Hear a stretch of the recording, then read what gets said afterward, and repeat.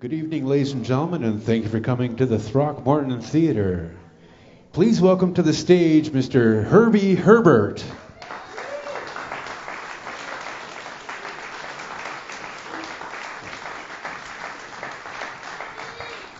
Good evening, welcome.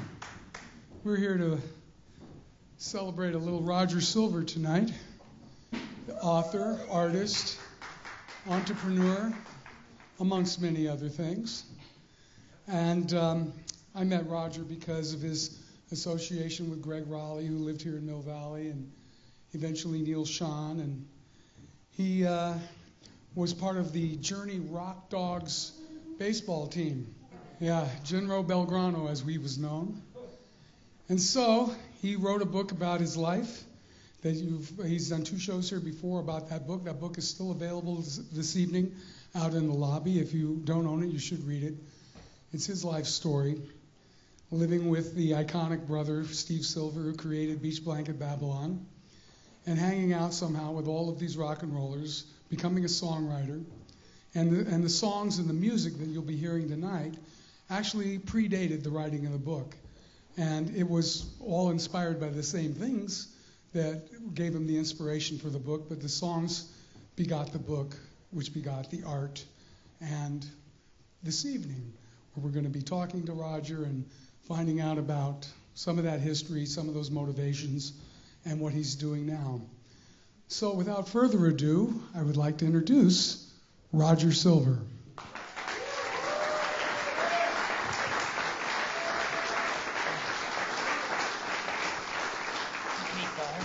Hey, Roz. How you doing, bud? So I guess the first thing we need to discuss is, why are we all here? We're here for the music that's going to be played tonight.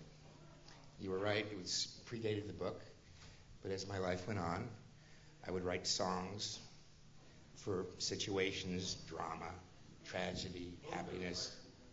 What? Louder? Okay. And so that's how the songs came into the book. I wrote the book, and all of a sudden I'm going, oh, these scenes are all from the songs I wrote. So tonight's about the music. I mean, the books are going to be on sale, and there's some prints here, but it's about the music tonight. And my quest in finding somebody who can do the musical with me, because I'm not sure how to do that yet. Okay, and so once you completed all that music, that you felt, this is part of my life, this is about my life, and that gave you the motivation to write the book? Yeah, I mean, things were coming down on my life a while back, and there was lots of drama, like I said, and I just thought that I should write a book. And I would tell everybody, I'm writing a book, and they go, you're still writing that book? And it took years, it took 12 years. And one time I lost 150 pages because I didn't know how to work the computer well. But I didn't quit, and I had an outline. And my first editor said, you got to write an outline. That took 9 months. So I had the outline, and I went back, and I think I wrote it better the second time. But it was a long process, and my brother passed away, and a lot of weird stuff happened with my family. And so I'm going to write the book, and either I'm going to sue my family or I'm going to write the book. And I think it was more honorable to write the book because I would get to say a lot more in a book than I would in a courtroom. How true that is. Yes. Yeah, in a courtroom, you never get to bloody anybody's nose, or really you can go for criminality or money, civil, and that's about it. You can get them by the money or send them to jail, but not little else. And so a book was probably the best thing. Sounds like you came to the realization that you led a crazy life and you were going sane in San Francisco. Eventually I went sane. Sane enough to write it. It was crazy. I'm sure you were in that club, the little insanity club at one time. I mean, he looks good now, but he was pretty crazy at one time. And somehow he forged this huge, gigantic band. Among others, but yes. Among others. Yep, and so... I'm wild crazy. Yep. And on one of our very first breakout albums, Infinity, Roger helped pen the song Anytime. Ooh, anytime that you want me. And so that was a fantastic song.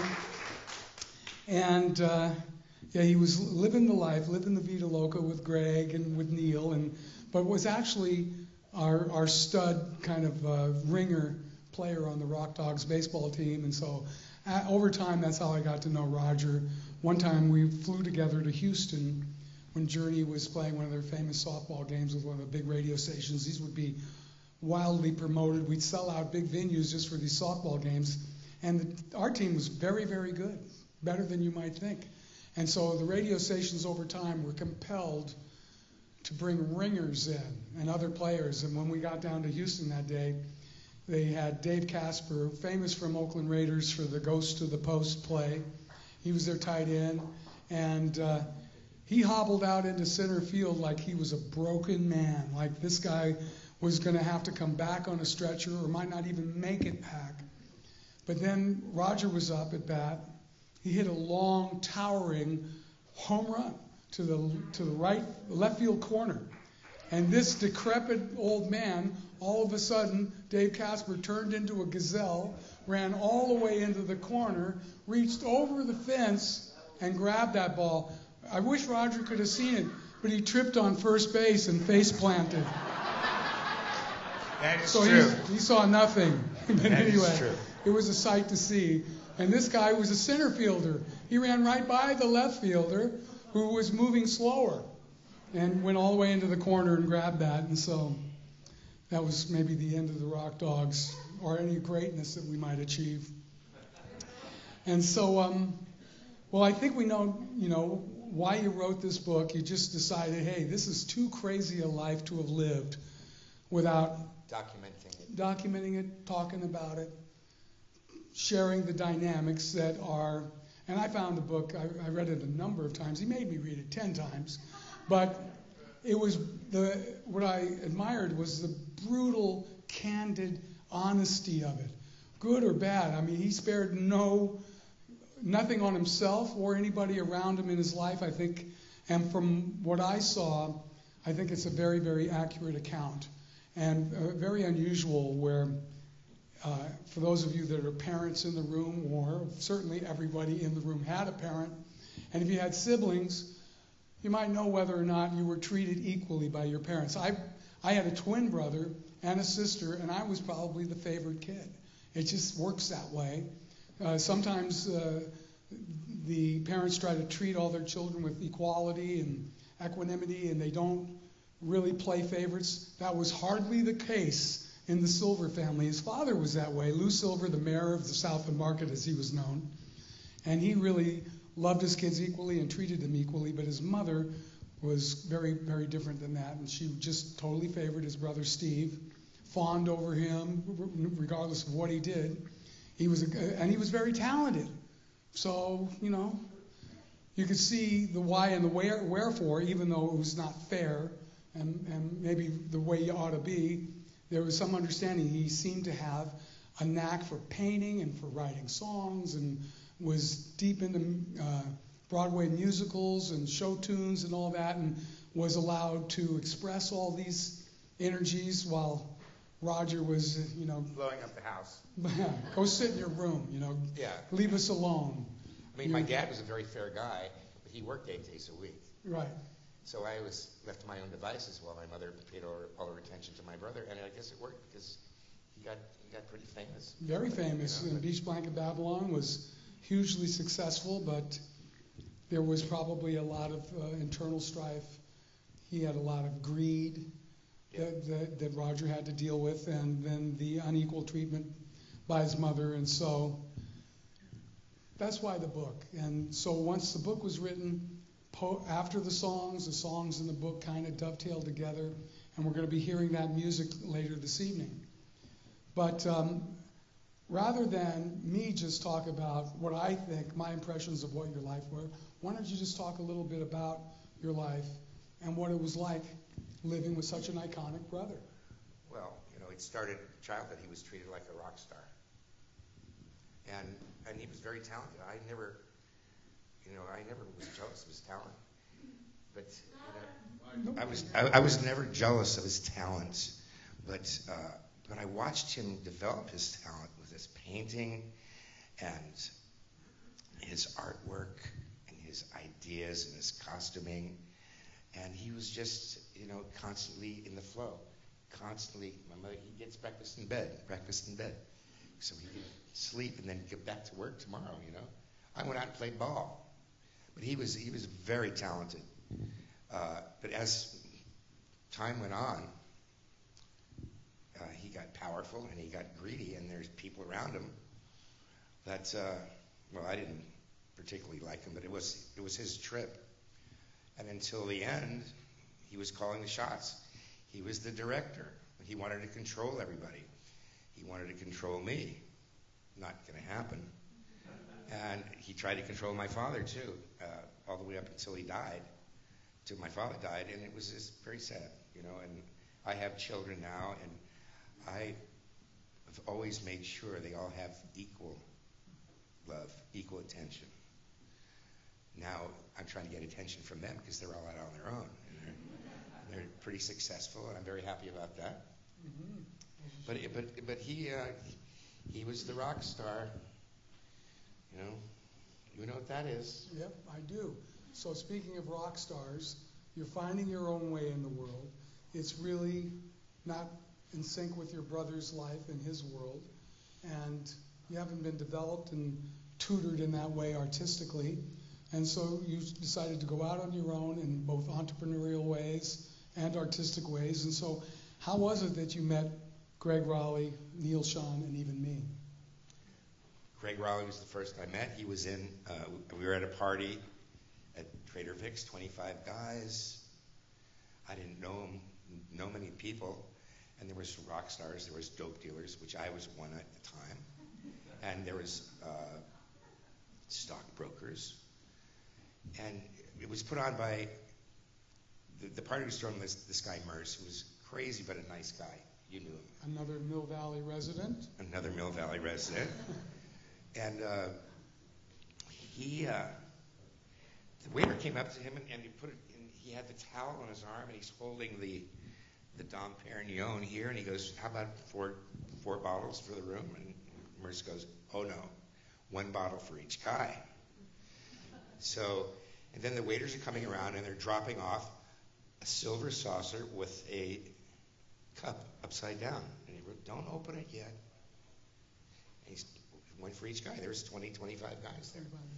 Okay, now you can open it, and you lift it up, and there was this beautiful boulder of cocaine. And that's what it was. Yeah. And that's what those days were like. And that's how I met Greg. And here in Mill Valley, we both lived in Mill Valley.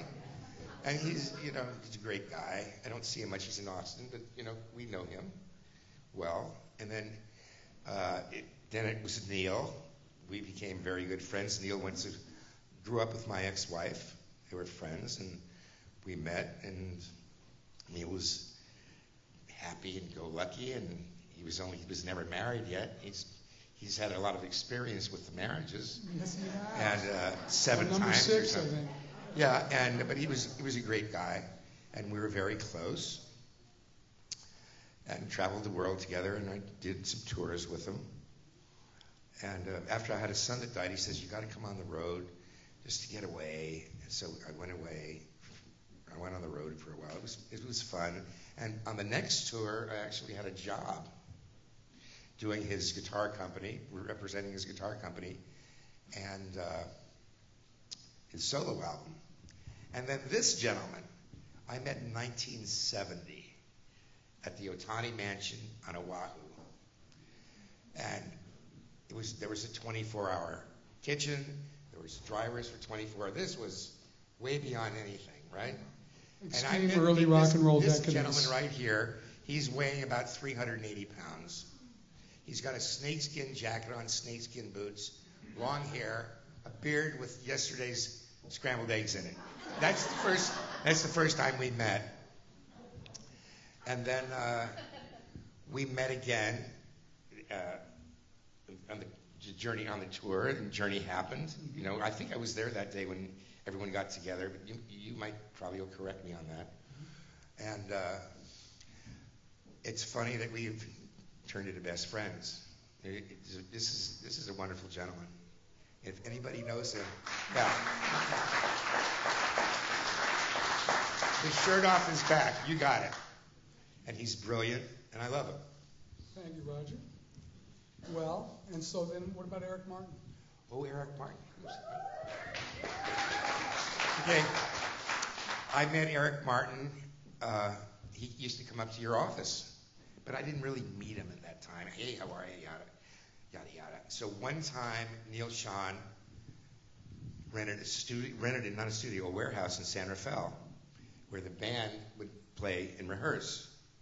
So he said, come on down one night, and there's Neil with Eric playing on John Cain's The Whale, the gigantic grand piano, cherry red, right? Right. And then Neil had to go all of a sudden, and Eric, and I just ended up there with Eric, and we wrote a song called Afraid of the Night. This is like in, what year, 85? Maybe 85. He's doing that song tonight. And he's doing, there's about 6 songs from the book and the screenplay that I want in this musical. And I'm really looking forward to him singing. And Eric and I ended up writing a lot of songs together.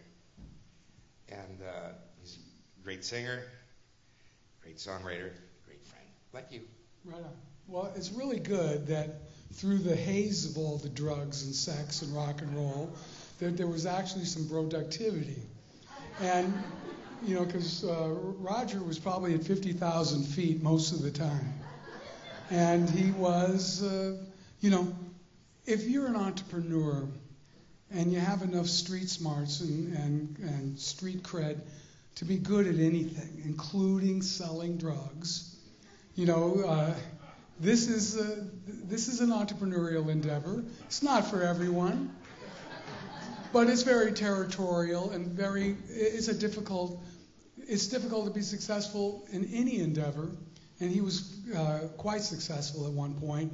Had the beautiful home on the beach in Honolulu Bay in Kauai, and living the life.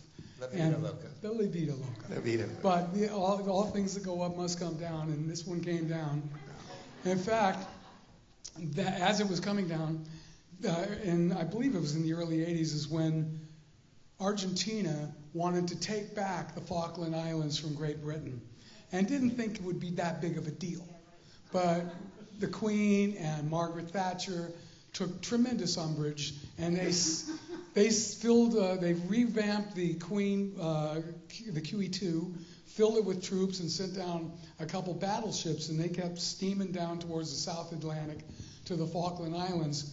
And before they even had a visual on this Argentinian frigate called the General Belgrano, and they had troops on there and weaponry. It had all been refixed up. It was an old American frigate. And before they just saw it on radar, and before they had visual contact, they sent a French Exocet missile that way, boom, squares up on the General Belgrano, and it sinks to the bottom of the Atlantic. We decided General Belgrano was a perfect nickname for Roger. And so that is how he was known from that point forward. And then it was also suggested that the Argentinian Navy after that had to have glass-bottom boats so they could review the troops and see them on the bottom. Anyway, that war didn't last very long, and nor did Roger's ongoing drug-dealing career. So it's good that he found music and art and these things to do. Because it was, yeah. Thank you. It's not when you bloom, it's blooming, and it's definitely way better late than never. And so, good on you, Roger. Thank you, brother. And then, a funny thing happened after all this creativity, and he really got on a roll, the songs, the book, and then the art. much of which is displayed, and there are prints out in the lobby available for purchase for those interested that his art touches. And so that's another area, Roger. How did that happen? When did you decide I'm a painter too, and really find fulfillment in doing that? Well, I used to sit and watch my brother for hours paint this little, it just looks so real. But he was everyday painting. And I never paid attention any more than say, why don't you paint something like this or that? I'd give him some suggestions. But I never picked up anything. And about 3 years ago, I was going to Palo Alto, and this woman was helping me with my website for the book that it wasn't ready yet. And I go there every Tuesday. She got the name Miss Tuesday because I was there every Tuesday. We're working on this. We're working on this book. We're working on the website. And she, in her bedroom, she lived downtown Palo Alto in a gorgeous 2-bedroom apartment. It was about $5,000 a month with a pool, a 100-year-old building, just beautiful. And her second bedroom was a studio with encaustic painting, which I had no idea which is a hot plate, wax, melt the wax, put it on the board, and melt the colors, and that's how it happened. And then I couldn't wait to get there every Tuesday, and I forgot about the book, because I wanted to paint. And it's the most exhilarating experience I've ever had in my life. And what I want to do is paint for the rest of my life. So I'm going to find a benefactor or somebody so I can just paint for a year. And I'm tremendous. I think I'm really good. But you know what? I will never take a lesson. And I'm just going to let it hang out and be natural. And if it stops, I lost it, so be it. But I'm just going to do it the same way I've always done it. And it's exhilarating. And I want to paint for the people. Paint for you too. And you. It reminds me of when I was 12, I studied Confucius. And two things that he said really stuck with me. One was, the most priceless self-adornment man can have is accurate self-esteem. And I think what he was saying there is, this is really a tough one. Think as much as yourself, and you're only as much as you think of yourself and no more.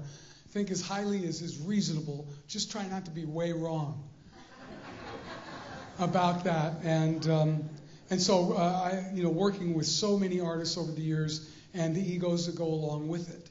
And I would say, no, I need to be the final arbiter of that, of what is good or not. And I think Roger is good for what it's worth. And the other thing that Confucius said that really stuck with me, and mind you, I'm only 12 when I read this. He said, he who masters any one thing shows it in all that he does. And I said, wow, man, what am I going to master that's going to impact my life? I'm 12.